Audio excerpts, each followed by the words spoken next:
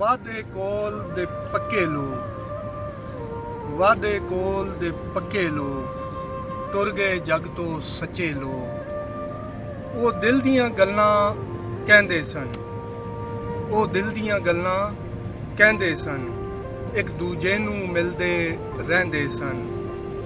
ਹੁਣ ਘਰ ਵਿੱਚ ਰਹਿੰਦੇ ਡੱਕੇ ਲੋਕ, ਟੁਰ ਗਏ ਜਗ ਤੋਂ ਸੱਚੇ ਲੋਕ। ਉਹ ਦੁੱਖ ਸੁੱਖ ਆਣ ਵੰਡਾਉਂਦੇ ਸਨ, ਉਹ ਦੁੱਖ ਸੁੱਖ ਆਣ ਵੰਡਾਉਂਦੇ ਸਨ, ਬੰਦੇ ਭਾਰ ਬੰਦਿਆਂ ਦਾ ਚਾਹੁੰਦੇ ਸਨ।